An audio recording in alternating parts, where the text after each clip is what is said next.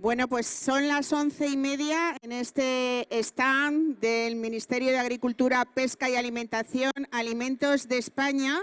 Y ese viaje que estamos haciendo a lo largo de estos días, un viaje gastronómico por España a través de los alimentos, y esto es lo que nos va a ofrecer Carlos Cano con su programa GastroSer, que les invitamos a que vean realmente, quien no lo haya hecho, cómo se hace un programa gastronómico con un altísimo nivel de audiencia y con unos temas muy interesantes que se van a tocar hoy, sobre todo en torno al mundo de la pesca. Así que les invitamos a que estén aquí con nosotros y disfruten de este programa de GastroSer. Gracias.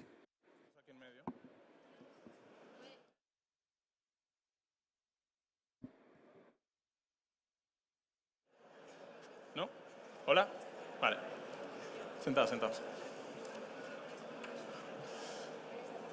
Bueno, muchas gracias por estar aquí. Yo soy Carlos Cano, periodista de la cadena SER.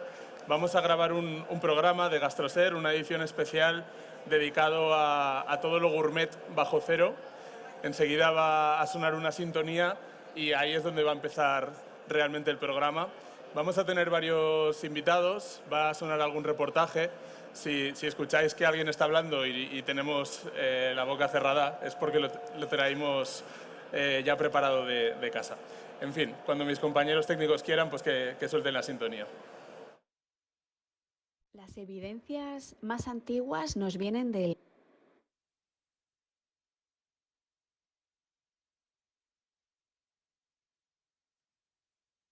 Las evidencias más antiguas nos vienen del Paleolítico Superior, de los Homo sapiens que habitaban Europa. Por ejemplo,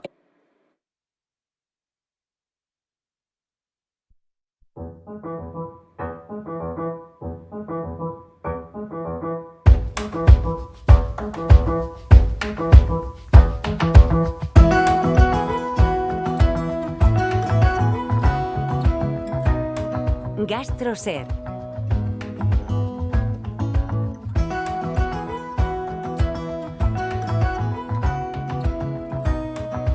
Gastronomía en la cadena SER con Carlos Cano.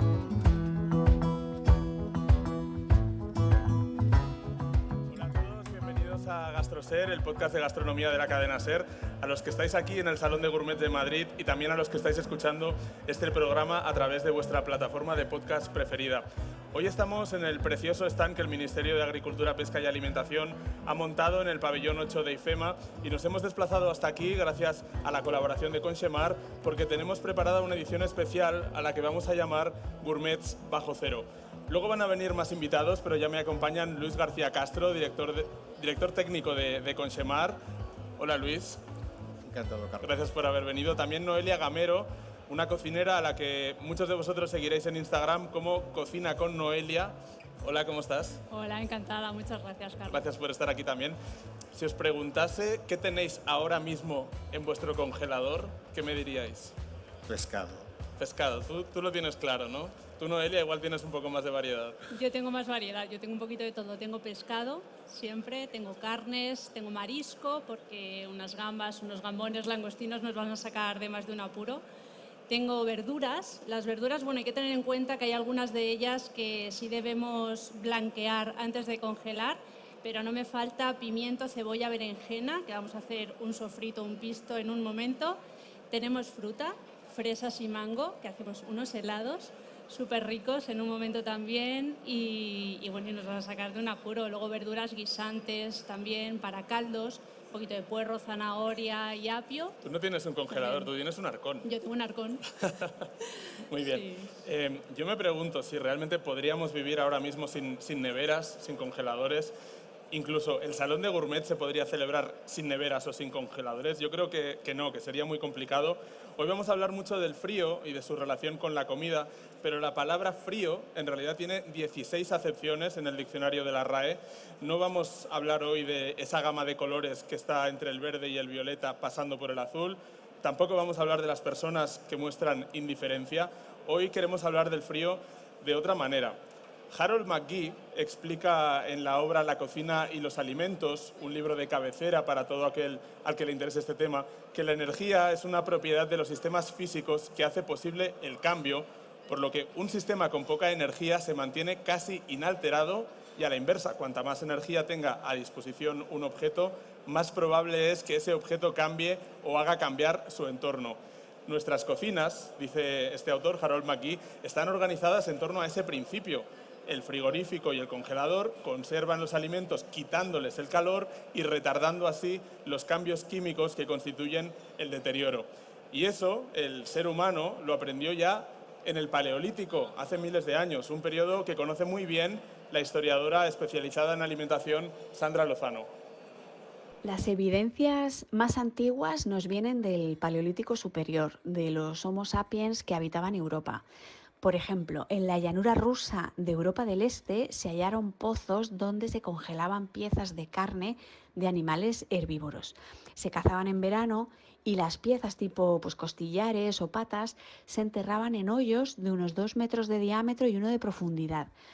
Hablamos de hace unos 20.000 años y en aquellas latitudes europeas, en aquel momento, el suelo era permafrost. Es decir, estaba congelado prácticamente siempre. Es probable que en el Neolítico ya se usaran los pozos de hielo o neveros, dado que todas las sociedades neolíticas desarrollaron la técnica de excavar silos e impermeabilizarlos. No tengo ejemplos concretos del Neolítico, pero sí te puedo contar que las evidencias escritas más antiguas al respecto proceden de Mesopotamia, del periodo paleobabilónico, es decir, en torno al 1700 a.C. En esa época, en Mesopotamia, es decir, Próximo Oriente Antiguo, sabemos que en los palacios había neveros y que los reyes, cuando se desplazaban en sus campañas militares o para viajes diplomáticos, exigían que se les llevara vino y hielo. Es decir, que el hielo no solamente se almacena, sino que se transporta. Bueno, antes de que entremos en materia, me parece muy interesante completar esta panorámica con perspectiva histórica de nuestra relación con el frío y por eso nuestro compañero Fran Rodríguez, que no ha podido venir hoy al Salón del Gourmet, sí que ha preparado un estupendo reportaje sobre este tema.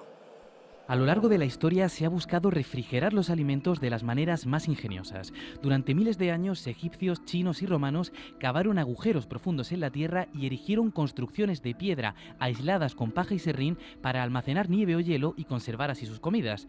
El hielo y la nieve fueron un negocio rentable que ofreció trabajo desde los albores de la antigüedad hasta las revoluciones industriales.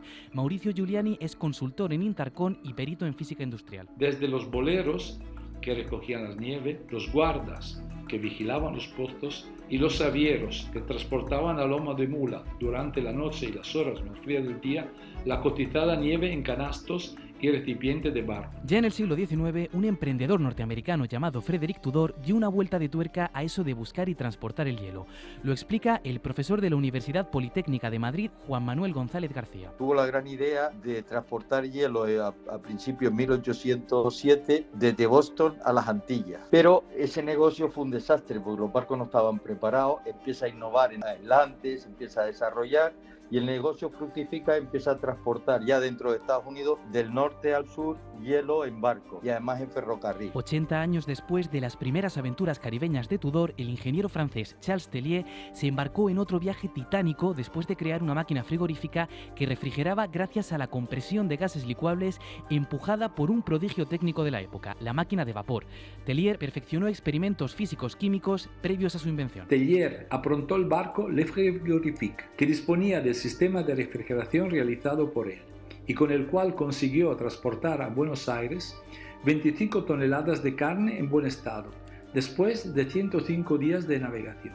Con un sistema similar al del aventurero francés, pero a escala industrial, el profesor muniqués Carl von Linde puso fin a la histórica prohibición de fabricar cerveza en el verano que impidió durante 3 siglos a la región alemana de Baviera disfrutar de su emblemática cerveza Lager fermentada a muy bajas temperaturas. Entre abril y septiembre estaba prohibido porque no se alcanzaban las temperaturas adecuadas y el producto pues tenía mal sabor. Entonces un profesor de la Universidad de Múnich se pone en contacto con la industria cervecera y desarrolla lo que es la primera planta de frío industrial para poder fabricar cerveza fuera de las épocas de San Jorge a San Miguel. La electricidad y el desarrollo de pequeños motores de la mano de una pujante industria automovilística en Detroit facilitó la llegada de neveras y congeladores a las casas de toda Norteamérica a principios del siglo XX.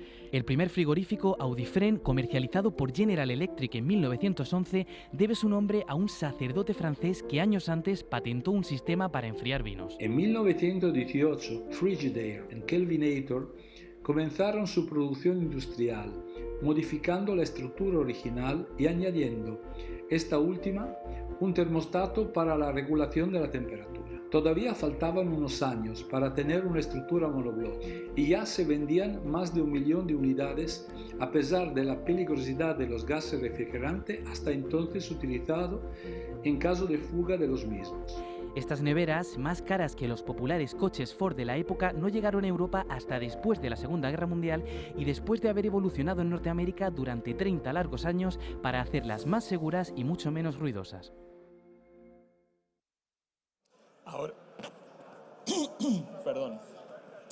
Decía que ahora las neveras ya no son solamente silenciosas, sino que algunas están conectadas a Internet, pero en este podcast lo que más nos interesa de las neveras y de los congeladores es lo que tienen dentro.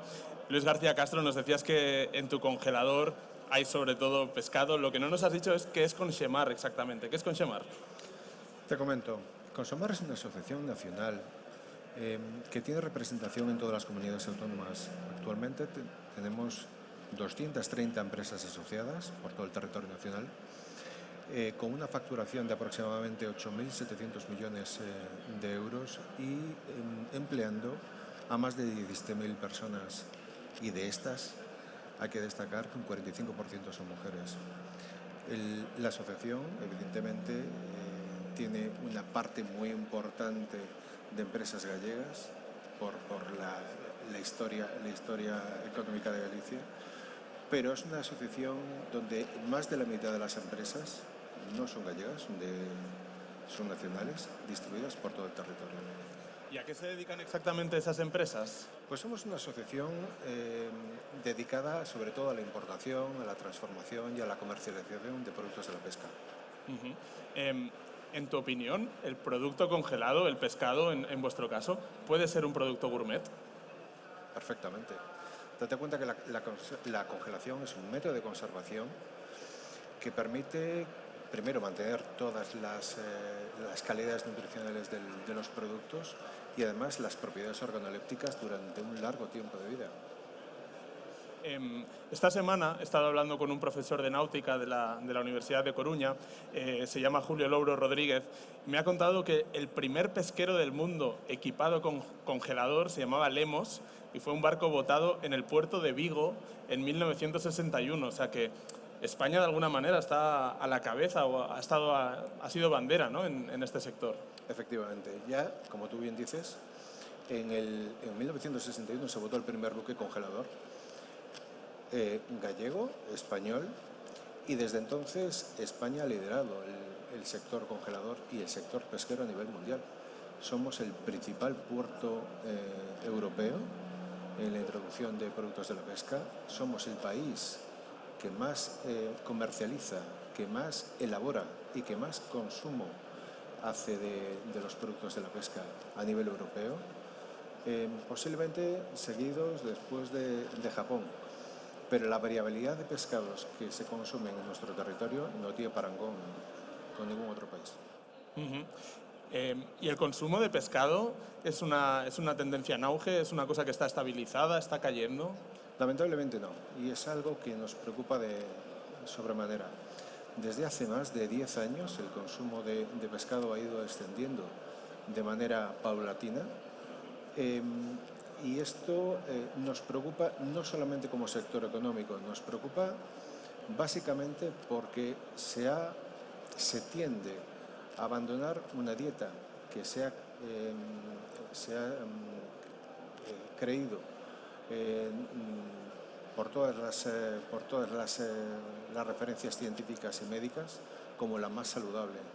La tendencia al abandono del consumo del pescado, sobre todo por las nuevas generaciones, es algo que nos preocupa y es algo que aún encima intentamos revertir por todo el sector con campañas de promoción, con campañas de divulgación, con campañas de marketing, tanto en redes como a través de las administraciones. Porque ¿cuál es la causa para que la gente joven esté consumiendo menos pescado? No sé si tiene algo que ver con la comodidad o la incomodidad o el no saber quizá cómo cocinar según qué piezas. Posiblemente tenga mucho que ver. Evidentemente el consumo de pescado tal y como se consume a día de hoy no tiene que ver con tal y como se consumía hace 10 o 20 años. Tenemos cada vez menos tiempo para cocinar. Nos vemos influenciados aún encima por determinadas modas y se está perdiendo un poco el conocimiento gastronómico en nuestro país. Date cuenta que en España actualmente se pueden comercializar más de 700 especies de pescado. Si lo juntamos con los crustáceos o los moluscos, llegamos a las 900. No hay ningún otro país con un listado de especies comerciales tan amplio como el nuestro. Esto, evidentemente, da a conocer el amplio conocimiento que siempre hemos tenido en el pescado, pero esto no se traslada a las nuevas generaciones. A día de hoy existen otras tendencias, existen otros alimentos, quizás a lo mejor no tan saludables como el pescado, pero que se ven fomentados por determinados sectores o por determinadas modas que están causando, desde nuestro punto de vista, un serio perjuicio, sobre todo en las nuevas generaciones, en los jóvenes de hoy en día. ¿De dónde sale todo ese pescado? ¿Es pescado de la costa española? ¿Es del resto del mundo? Realmente nuestras costas son muy ricas en variedades de pescado, todas ellas, desde el mar Cantábrico, Mediterráneo, Atlántico. Sin embargo, España y Europa es un gran dependiente de productos importados. La mayor parte, el 60% del producto que se elabora y se comercializa en España proviene de caladeros internacionales, de países terceros que proveen a las plantas españolas de ese producto para poder comercializarlo durante todo el año, tanto en Europa como a nivel internacional. Julio Louro, el profesor de náutica, me decía que él había formado parte de la tripulación de un pesquero congelador que faenaba en Malvinas y que volvía a casa con 7 millones de kilos de calamares. No sé si el calamar es una de las especies que más pescamos, supongo que con los langostinos, la merluza, ¿no? Efectivamente, y de hecho, antes lo comentaste, el Lemos era un buque que faenaba en las costas argentinas. Fíjate dónde llegamos a capturar, a extraer ese recurso. 20.000 kilómetros. Pero la flota española y la industria española se abastece de caladeros a lo largo de todos los océanos. Y efectivamente los buques de hoy en día tienen una capacidad frigorífica enorme y pueden almacenar en sus bodegas cientos y cientos de toneladas de producto. En Argentina, por ejemplo, en Malvinas, se extraen recursos de gran valor, como pueden ser los calamares o como puede ser la merluza. Otros caladeros, como por ejemplo el Índico, predominan sobre todo los grandes atunes, y en el Atlántico Norte, por ejemplo, se extraen otro tipo de recursos como bacalao, glefino, etcétera, etcétera. ¿Cómo es el proceso? ¿Se pesca y se congela o se limpia y luego se congela? Depende del producto. Normalmente sí es cierto que cuando se recoge el producto por las artes de pesca, se tiende a limpiar, a eviscerar, o directamente, como los grandes atunes, se congelan tal cual. Los procesos de congelación a día de hoy congelan en muy poco tiempo. Estamos hablando de que grandes atunes se pueden estar congelando en menos de 20 horas, atunes de más de 200 kilos, por las temperaturas que se alcanzan, las temperaturas bajo cero, menos 30, menos 40, menos 60 grados bajo cero. ¿Qué permite este tipo de congelación? Primero, la ausencia de cristales de hielo, con lo cual la carne del producto se mantiene tal cual estaba antes de ser capturado, y que las propiedades organolépticas y las propiedades nutricionales del producto lleguen directamente del mar a la mesa. Hablábamos de la fortaleza de la flota pesquera española, de que fueron pioneros también quienes salieron a la mar con un buque congelador, pero no sé si la industria transformadora que está en tierra está al nivel de esa gran flota, si es una gran industria también referente en el mundo. Sí lo es. De hecho, las industrias pesqueras tanto de Europa, pero sobre todo de España, se encuentran líderes en cuanto a tecnología, en cuanto a inversión, en cuanto a productos, en cuanto a variedad de especies, en cuanto a variedad de alimentos, no solamente elaborados, también platos preparados, productos conservados, la variedad de alimentos que hoy en día, a base de pescado, de la proteína quizás más saludable que hay, se pueden encontrar en nuestros supermercados, en nuestros lineales, es enorme. Porque no solamente estamos hablando de pescado fileteado y disponible, dijéramos, a granel, sino también de productos ya envasados, incluso algunos precocinados, ¿no? Empanados o en croquetas, o bueno, una gran gama de productos. Efectivamente, y gracias a la congelación se han conseguido este tipo de presentaciones. Date cuenta que la congelación a día de hoy permite que la industria elaboradora tenga una amplísima variedad de presentaciones que se adaptan a todas las necesidades del consumidor, de las familias, lomos, rodajas, filetes, distintos gramajes, y no solamente en productos congelados, sino también en productos transformados congelados. ¿Tú eres cocinillas? Suelo. No soy un gran cocinillas. Me gusta. La verdad es que tengo muchísimo gusto, no solamente por la comida, sino también por la cocina. Es algo que me viene heredado de mi familia. Así en general, ¿no? Bueno, siendo el director técnico de Consamar, digo yo que alguna receta de pescado te sabrás, ¿no? ¿Alguna que nos puedas contar? Pues mira, si te digo la verdad, con respecto al pescado, a mí me gusta cocido. No me gusta elaborar demasiado los productos a base de pescados o calamares o crustáceos.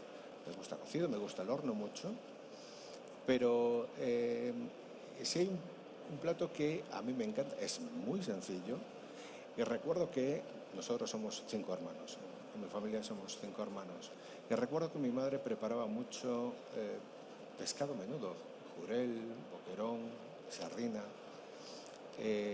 lo preparaba frito. Y una vez que consumíamos el producto, lo que sobraba, lo solía escabechar. Es algo que me encanta, porque aún encima ese tipo de elaboración, con un desperdicio cero del producto, te permite degustar el mismo alimento, pero con otras texturas, otros sabores, otras tonalidades muy deliciosas. Por la cara que pones, casi que te gustaban más las sobras escabechadas que el plato principal, ¿no? Es cierto, me gustaba mucho más. Luego vamos a profundizar un poco en las posibilidades del pescado en la cocina con la ayuda de Noelia, pero antes has comentado que una de las grandes virtudes del pescado congelado, en este caso, es el hecho de que mantiene todas las propiedades, ¿no? Y hemos querido un poco preguntarle por este tema a Aitor Sánchez, autor de Mi dieta cojea, uno de los dietistas nutricionistas pues, más célebres, mejores divulgadores de esta materia que hay en España. Le hemos preguntado si la invención de la nevera es lo más importante que le ha pasado a la cocina desde el descubrimiento del fuego, o que nos cuente también algunos trucos y consejos. Sin duda podríamos decir que ha sido el gran hito alimentario, al menos de la seguridad alimentaria doméstica. Hay muchos acontecimientos importantes en esta área, pero que no se hacen en casa. La pasteurización, el envasado de los productos, la propia trazabilidad. Pero si hablamos del hogar, probablemente la tecnología más aplicada y útil sea sin duda la nevera. Lo que es importante es que cuando metamos al frigorífico la comida, pues que no esté hirviendo, no esté echando vapor de agua. Y sin duda el error más frecuente suele ser el de dejarnos la comida a temperatura ambiente demasiadas horas en la cocina. Hay que tener en cuenta que es un momento muy sensible porque la temperatura templada es la idónea para que crezcan los microorganismos. Lo ideal sería descongelarlo de manera planificada en el frigorífico, porque eso permite que el alimento esté siempre refrigerado, sea más seguro y además va a recuperar parte del agua. Si no tenemos esa suerte para prever la descongelación, pues podemos hacerlo en el microondas, no pasa nada. El resultado no va a ser tan bueno, pero es rápido y seguro. El pescado congelado tiene las mismas propiedades que el pescado fresco, prácticamente solo implica ventajas, es más seguro, es más versátil, permite tener más variedad en casa, salvo que fuésemos un restaurante o estemos en una ocasión especial en la que queremos algo justo de ese mismo día que sea fresco, pues vale completamente la pena. Tenemos en el pescado esta opción, pero también en otros productos ultracongelados, como puede ser el caso de la verdura, así que son geniales aliados, sin duda. Bueno, esto es lo que nos decía Aitor Sánchez de Mi Dieta Cogea, como decía, uno de los mejores divulgadores en cuestiones de dietética y nutrición que tenemos en España. Tenemos también con nosotros, la he presentado antes, a Noelia Gamero, responsable de la cuenta Cocina con Noelia, más de 300.000 seguidores en Instagram, y autora también de un libro que acaba de salir, La cocina casera de Noelia. Os lo recomiendo mucho porque está lleno de recetas de las que yo creo que todos hemos probado en casa, ¿no? Una cocina tradicional que es fácil de hacer y muy agradecida de comer también. Eso es. Tú tienes mucha experiencia con la cocina doméstica. O sea, tú cocinas todos los días, ¿no? Cocino todos los días, tengo 5 hijos, imagínate que al final no solo es una pasión, sino es una obligación también. Y tiras mucho de congelado, ya nos has dicho que tenías un arcón con una gran cantidad de productos. El congelado, claro, viene muy bien porque te permite tener siempre producto de calidad al alcance, ¿no? Hablábamos del pescado, por ejemplo, planificándolo el día anterior, descongelamos en nevera y no necesitamos estar todos los días yendo a comprar para tener producto fresco en casa. Las verduras que os comentaba, por ejemplo, tener puerro, apio, zanahoria, vamos a poder hacer un caldo en muy poquito tiempo o un sofrito. Y ahora ya que llega el buen tiempo, pues ya si tenemos también fruta y nos preparamos un sorbete o un helado, pues también viene muy bien. De todas las cosas que has dicho, ¿hay algún producto que nunca te falte en el congelador? O sea, un básico que tengas siempre ahí, que te saca de algún apuro. Verduras, siempre. Pescado, consumimos mucho pescado en casa. Ayer, por ejemplo, cenamos boquerones fritos en escabeche, curiosamente, que los acabamos de mencionar. Y bueno, pues un poquito de todo, Carlos, un poquito de todo. Luis, antes nos mencionabas la receta del jurel, jurel en escabeche. A mí la verdad es que me encanta el pescado al horno, creo que es una forma fantástica de disfrutar. Se hace solo, ¿no? Prácticamente lo pones en la bandeja. Pero es verdad que luego con los restos podemos hacer otras recetas. No sé cómo es la receta del jurel que haces tú, el jurel en escabeche. No sé si te atreves a... Uf, ahí sí que me pillas, sí que me pillas. Mira, el jurel frito sí que lo hago. Normalmente cuando tengo que hacer el escabeche, llamo a mi madre.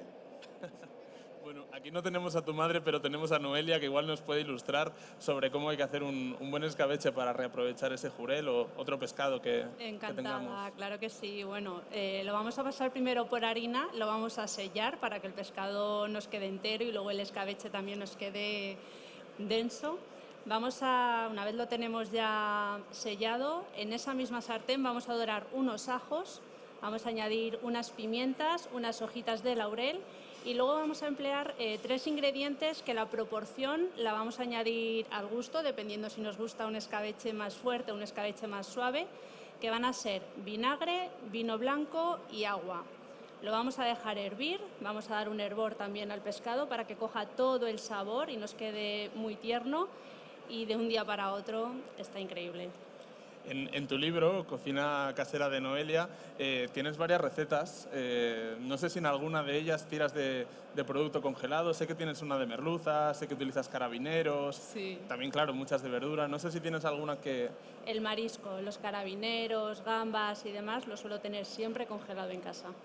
Claro, porque es un producto bastante estacional en Navidad, como que todo el mundo lo compra, pero el resto del año pues también se pueden hacer cosas deliciosas, ¿no? Eso es, lo tienes siempre preparado en la nevera y, por ejemplo, preparar una fideuá un fin de semana, pues no necesitas tener que ir a comprar en ese momento para poder hacerla. Abres el congelador, sacas lo que le quieras añadir, calamar, gambas, y tienes un plato de 10 en un momento. Tienes un imprevisto, de repente vienen 5 personas a comer a casa, ¿qué hago? Pues tiras de este marisco, de este pescado que se conserva perfectamente y tienes un plato pues para triunfar, vaya.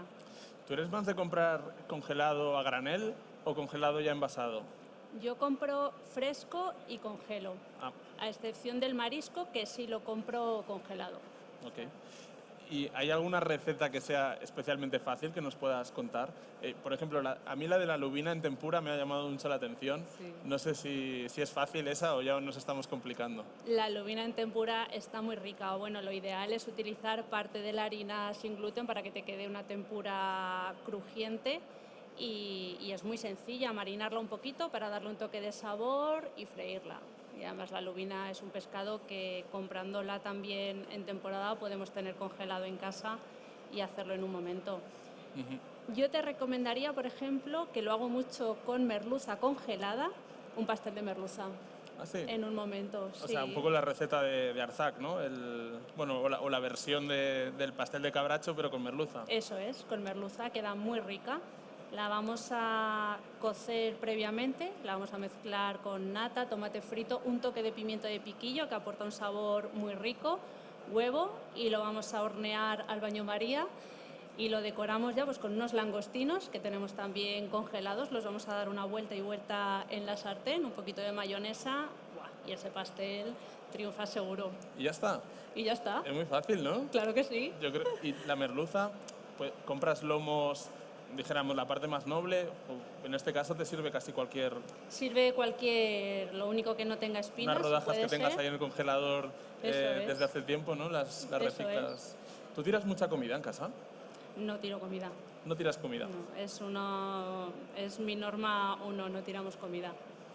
Sí intento no espero a que el producto esté maduro o hayan pasado varios días para congelar. Me gusta más congelarlo porque, bueno, como en continuidad lo que hablábamos, ¿no? Cuanto más fresco es el producto, pues mucho mejor para congelar.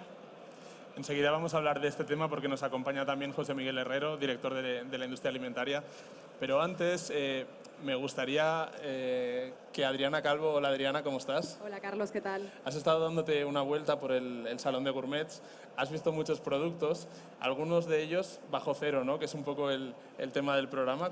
Cuéntame, esta mañana, ¿qué has probado, por ejemplo? Pues mira, Carlos, en primer lugar he visitado el stand de Gelati Gelati. Es un equipo de heladeros artesanos italianos con sede en Vizcaya. Me ha llamado mucho la atención los sabores, son muy originales. Mis favoritos, el helado de boletus, de tinta de calamar y del pepino. Este de pepino es normal comerlo con pescado, con ensalada, que yo no estoy acostumbrada, me ha sorprendido bastante. O sea, el helado como guarnición de un plato salado. Sí. También te pueden hacer helados personalizados a tu gusto. Hay gente que pide cosas muy raras también, es verdad. Ok. ¿Qué más has visto por aquí? Mira, también hemos probado, por ejemplo, las empanadas que hace el cocinero gallego Pablo Pizarro, de la empanada viajera. Ajá. Para hostelería, para grandes superficies, para tiendas, hacemos envíos de la empanada cruda, congelada, para que el cliente la hornee en su punto de venta, en su restaurante o en su tienda. Trabajamos con abatidor de temperatura, elaboramos las empanadas sin ningún proceso mecánico y en ese momento sí que con abatidor de temperatura ultracongelamos, envasamos al vacío y sale con transporte congelado a destino. Reto a cualquiera a que un día hagamos una empanada directamente en crudo y la horneemos y otra de las nuestras congelada la horneemos y no notas la diferencia. La cuestión es congelar en crudo. Si tú haces una muy buena croqueta, la congelas, la dejas descongelar en una nevera y la fríes bien, en tu casa mismo, la croqueta va a ser buena. Si ya hiciste una mala croqueta, da igual que la congeles o que la dejes en la nevera y que la frías en el mejor aceite del mundo. Si es mala la croqueta, es mala. Pablo ponía el ejemplo de las croquetas y también hay muchas en el Salón de Gourmets. Nosotros hemos probado las de la empresa Croquetas Ricas, que produce 1 tonelada de croquetas al día y que las distribuye congeladas en supermercados y sobre todo locales de hostelería. Yo creo que muchas de las croquetas que vemos en las cartas de los restaurantes como croquetas caseras están muy buenas, pero no son muy caseras en realidad. Hay empresas detrás como esta que las distribuyen congeladas con un muy buen resultado. Sí, también hemos visto una empresa que se dedica a la producción y comercialización de carne de kebab asada y loncheada en bolsas congeladas. Se llama Kebab Gourmet y defienden que es un producto de calidad que también se puede usar en arroces, pastas, bocadillos o ensaladas. Ahora, mencionabas los bocadillos, el pan es otro de los productos que también se puede consumir congelado, ¿no? No en el momento de consumirlo, pero sí que previamente lo haya estado. Sí, se puede. De hecho, es más de la mitad de los restaurantes con estrella Michelin de España usan el pan de Triticum, como nos cuenta Marc Martí. Sí, precocido y congelado. Sí que hay un estigma colgado en el mercado que dice que el pan congelado es un pan de mala calidad, pero no, al final un pan congelado bien hecho es un pan de buena calidad. Simplemente tenemos que entender que es un concepto logístico muy interesante, pero lo que sí que debemos entender como buenos panaderos es que se tiene que hacer bien el pan. Ahora mismo estamos en el 56% de las estrellas Michelin de España, pero bueno, el pan necesita tiempo, necesita cariño y no ganar rentabilidad por velocidad de producción. Otro producto que ha hecho mucho por cambiar la concepción que algunas personas tienen de lo congelado, demostrando que puede ser gourmet, es la tortilla de Senén. No sé si la conocéis. Senén González es un cocinero alavés que comercializa sus tortillas congeladas. Él ganó el Campeonato de España de Tortillas hace años y la verdad es que lo hace muy bien. Pero creo que también podemos acabar brindando con algo congelado, ¿no, Adriana? Sí, si no la habéis probado, os recomiendo que busquéis una sidra de hielo. En Asturias, por ejemplo, hay 3 productores y uno de ellos es Paco Ordóñez, enólogo de la empresa Viuda de Angelón. Después de hacer sidras espumosas, primero se empezó con la natural, después con sidras espumosas y en una ocasión, estando en Estados Unidos, vimos ese tipo de sidras que se hace mucho en Canadá, en zonas del norte donde se congelaban las manzanas y demás. Y me encantó este tipo de sidra y dije, bueno, hay que hacer una sidra de hielo, pero hecha con nuestras manzanas, que son manzanas de sidra. En Canadá la hacen, pero con manzana de mesa, y esta es con manzana de sidra, que la diferencia de la manzana de mesa es que esta es, en concentración de azúcar, es la misma que una de mesa, pero tiene el doble de acidez total que una de mesa. Entonces concentras los azúcares, pero concentras también la acidez. Entonces, bueno, es muy equilibrante tal. Es para alta gastronomía, y en restaurantes, yo creo que es un producto que va muy bien como vino de postre, para equilibrar, pero bueno, en este caso sería sidra. Bueno, pues muchas gracias, Adriana Calvo, por este repaso bajo cero al Salón de Gourmets. Se suma a la conversación José Miguel Herrero, director general de la industria alimentaria. Hola, José Miguel. Hola, ¿qué hay? ¿Qué tal? Les he preguntado al resto de invitados qué tenían en el congelador. ¿Tú sabes qué tienes en el congelador? Sí, claro, es lo que tengo más, porque tengo más en el congelador que en el frigorífico. Pues mira, tengo verduras troceadas como pimientos ya que vienen preparados, cebolla, tengo carne, tengo una pata de cordero para cuando hago alguna celebración que vienen amigos a comer a casa, y también tengo pan congelado, bollería, porque la bollería, magdalenas, por ejemplo, también las tengo congeladas, y pescado, claro, pescado congelado. O sea, que le das bastante uso por lo que veo. Sí, para mí es como, no sé, el pulmón, ¿no? Porque siempre pues hay imprevistos, ¿no? De personas que vienen sin avisar, y el congelador pues me da mucha versatilidad y me permite preparar cualquier tipo de plato. José Miguel, ¿en España se tira mucha comida? Bueno, en España y en el mundo. A nivel mundial podríamos decir, según los datos de la FAO, que 1/3 de lo que se produce no llega a consumirse. Y en los hogares españoles pues tiramos alrededor de 1.300 millones de litros de alimentos y bebidas, que es como casi un 5% de todo lo que compramos. O sea, el 5% de lo que compramos no somos capaces de consumirlo en los hogares y acaba en la basura. Eso es muchísima comida. Entiendo que también un gran desperdicio de agua que se ha utilizado para producir esa comida y muchísimo dinero, ¿no? Sí, nosotros decimos que por persona más o menos es como 3 frigoríficos llenos de comida los que acaban tirados a lo largo del año. Y cuando tiramos alimentos, pues tiramos todos los recursos que han sido necesarios para producir ese alimento. La energía, el agua, la mano de obra, o sea, son recursos que se utilizaron para producir el alimento y que luego realmente pues, acaban desperdiciados. ¿Qué tiramos más? ¿Comida en crudo, dijéramos, antes de haberla cocinado, o comida ya cocinada que nos ha sobrado? Pues mayoritariamente se tira más el producto tal como lo hemos comprado. O sea, tanto producto fresco que no llega a ser cocinado, como producto ya transformado que se compra pues un plato preparado o un bote de una conserva y que luego pues queda un resto y acaba tirándose a la basura. O incluso ni siquiera sin abrir. Hay platos precocinados que se compran y no llegan a abrirse y se terminan caducando y acaban en la basura. O sea, directamente de la bolsa del supermercado a la bolsa de la basura, pasando por la nevera o por la despensa. Y luego también hay pues un porcentaje importante de recetas que se cocinan y que luego se conservan a lo mejor durante un día o dos y por circunstancias, porque también pues a lo mejor la mala planificación o piensas que vas a comer en casa y luego pues realmente pues te surge una comida fuera de casa y el plato se va quedando ahí y acaba en la basura. Hace 2 o 3 años el Ministerio de Agricultura, Pesca y Alimentación puso en marcha una campaña, Aquí no se tira nada, se llama. ¿Está funcionando? Sí, hace 2 años lanzamos Aquí no se tira nada.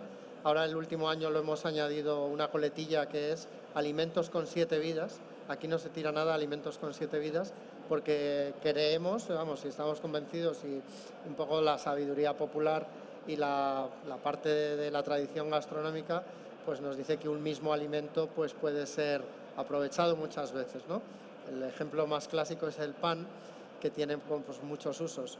¿Y está dando resultados? Sí, porque vemos como en el último año ya se está viendo que hay una reducción del desperdicio y un mayor aprovechamiento. También influye el precio de los alimentos. Ahora, el último año hemos visto que han subido mucho los precios de los alimentos y al final pues el consumidor, el ciudadano, le cuesta más el tirarlo porque lo atribuye un valor que hace unos años pues no lo atribuía.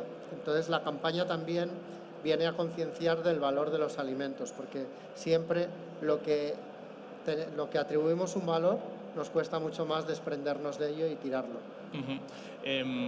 Noelia nos decía que ella normalmente compra productos frescos y luego los congela. Luis nos dice pues todo el esfuerzo que hay detrás de la industria manufacturera, ¿no? Transformadora del pescado congelado. El congelador es un gran aliado para evitar ese desperdicio, ¿no? Tanto si congelamos antes de consumir como si congelamos después. Sí, es lo que te decía un poco, es como un pulmón del que puedes ir tirando para poder ir dando vida a la cocina, ¿no? Y creo que, bueno, pues que es fundamental, ¿no? El planificar, que es otro de los elementos de los aliados contra el desperdicio, la planificación, tanto en la compra como luego en el almacenamiento, y ahí los congeladores pues también hay que tenerlos bien organizados y saber un poco no echar el producto al congelador sin orden, sino también ordenando un poco por familias de productos, por los tamaños, por los platos que ya están preparados y los que ya están luego el producto listo para cocinar. O sea que hay que gestionar bien la despensa y el congelador para luego saber lo que tienes, ¿no? Sí, dime, Noelia. Hablando de planificación, estoy totalmente de acuerdo, porque además una buena planificación no solo nos va a ayudar a no generar desperdicio, a no tirar comida, sino también nos va a quitar mucho estrés en el día a día. ¿Por qué? Porque una vez tenemos nuestros menús preparados o nuestra semana organizada, vamos a poder ir a comprar con lista de la compra, con lo cual vamos a comprar solo aquello que necesitamos y eso nos va a ayudar, no vamos a ir a lo loco, ¿no? Cogiendo posi, que es lo que pues, más va a hacer que luego tiremos, y sobre todo vamos a vivir mucho más relajados. O sea, estoy totalmente de acuerdo en que una buena planificación es imprescindible. De hecho, he leído en el informe del Ministerio sobre este asunto que en 1 de cada 4 hogares no se tira comida, ¿no? O sea, que hay algunos que debe ser que planifican muy bien, están muy concienciados y es un poco la estadística que manejáis. Alrededor del 25% de los hogares no desperdician nada. También es cierto que hemos visto que son hogares formados por personas ya retiradas, más mayores, que tienen dos cosas: más tiempo, porque permanecen más tiempo en el hogar, y dos, más conocimiento y más cultura popular del aprovechamiento, porque vienen de una cultura donde había más tiempo para estar en casa, para cocinar, se trasladaba más la tradición oral un poco de las recetas, y ahora vemos que la gente más joven, aunque es más consciente del tema medioambiental, es más desconocedor de esas recetas tradicionales. Por eso un poco el trabajo que hace Noelia en las redes sociales, en Instagram, que al final el público que ve Instagram es un público pues más joven, es muy importante, porque al final te está dando pautas y pistas para esa generación un poco perdida de la tradición culinaria, como eran los más mayores. Claro, pero nos estamos centrando mucho en la cocina doméstica y no sé si al final la gente, el ciudadano común, es el responsable de la mayoría de lo que se tira, o si también hay una parte que corresponde al sector primario, a la industria. Ahora Luis García nos explicará si ellos tienen algún tipo de protocolo, algún tipo de objetivos para reducir también. Supongo que esto está repartido en toda la cadena, ¿no? Sí, pero mayoritariamente el 42% se tira en los hogares, alrededor del 18% en la hostelería y la restauración, que curiosamente lo que más se tira en hostelería y restauración es bebida, o sea, pues botellas que se quedan a medias, abres una botella de vino y no la terminas y se queda pues una parte que acaba desperdiciándose, porque en hostelería, al haber un pago por el producto que estás consumiendo, eres más consciente del valor y te cuesta más dejar ese producto en el plato. Pero también hay pérdidas en el eslabón primario, en la producción primaria y en la industria, pero la industria prácticamente es un 5%. Y para prevenir todas las pérdidas a lo largo de la cadena, estamos trabajando en una normativa, una ley contra el desperdicio que afecta a todos los eslabones de la cadena alimentaria y que básicamente lo que viene a obligar a todos es a hacer un plan de prevención de las pérdidas y el desperdicio. Es decir, planificar y ver un poco su proceso productivo y dónde se están produciendo a lo largo de ese proceso las mermas o las pérdidas para establecer medidas correctivas. No sé si en ese sentido Consemar tiene algún tipo de estrategia, ¿es algo que os preocupa? Nos preocupa, efectivamente. No solo Consemar, todas las industrias alimentarias son muy conscientes de este problema. Y efectivamente, como ha dicho José Miguel, las políticas que están siguiendo todos los sectores alimentarios van en esa dirección, en minimizar al máximo el desperdicio alimentario. ¿Cómo? Desarrollando nuevos productos, aprovechando los residuos, incluso creando subproductos que no van directamente al consumo humano, pero sí que efectivamente revierten después en el consumidor como fuente de alimentación, por ejemplo, para productos de acuicultura. Es decir, todo tiene un uso, todo tiene un aprovechamiento y el desperdicio debería ser cercano, por no decir cero. José Miguel, estamos hablando del desperdicio de alimentos, que tal y como están los precios, duele muchísimo, ¿no? por el dinero, pero también es una cuestión ética, ¿no? O sea, a la gente se le rompe el corazón cuando tiene que tirar algo que no se ha dado cuenta, que se le ha echado a perder.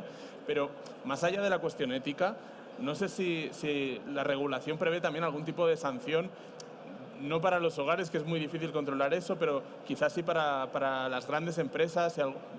Al final, ¿solamente son buenas voluntades o hay un control? Hay una serie de obligaciones.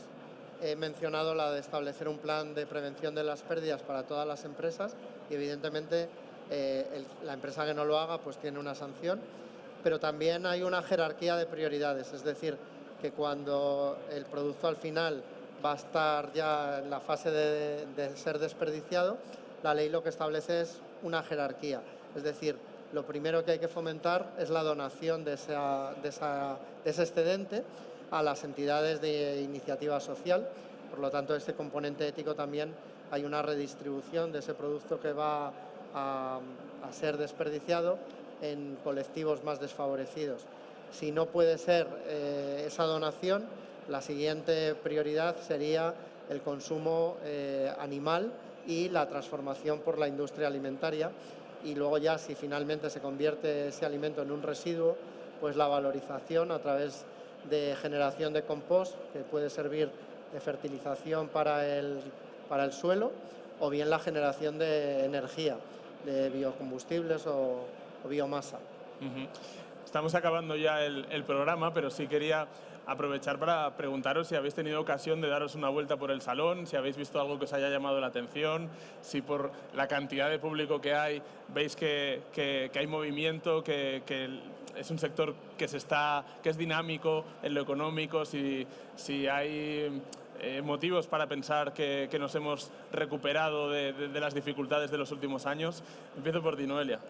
En España tenemos muy buen producto y ahora mismo pues estamos en un núcleo, ¿no?, donde se unen pues muchísimas empresas que nos demuestran su gran trabajo, todo lo que hay detrás, y nos ofrecen alimentos increíbles.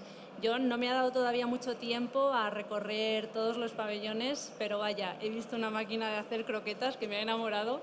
Ahora tengo que ver la forma yo de llevármela a casa porque, bueno, la verdad que me ha llamado bastante la atención. Como las hacía la forma, las empanaba y salían ya hechas. Digo, madre mía, con las horas que me paso yo en casa haciendo croquetas. Pero... Muy bien. Luis, no sé si tú has tenido ocasión de darte una vuelta. Lamentablemente no. Lamentablemente todavía no, pero espero a lo largo del día de hoy darme un buen paseo por aquí, visitar a empresas asociadas, evidentemente, ¿cómo no? Claro, tenéis a muchos socios presentes. Tenemos muchos asociados, efectivamente. No es una feria esta que se centre mucho en nuestro sector. Para eso tenemos otro tipo de ferias, en concreto la nuestra, sobre todo Consemar como feria dedicada al sector pesquero congelado. ¿Y esa cuándo se celebra y dónde? Pues mira, se celebra desde hace 23 años en la primera semana de octubre, en Vigo. Muy bien, pues estaremos atentos al calendario para apuntarnos.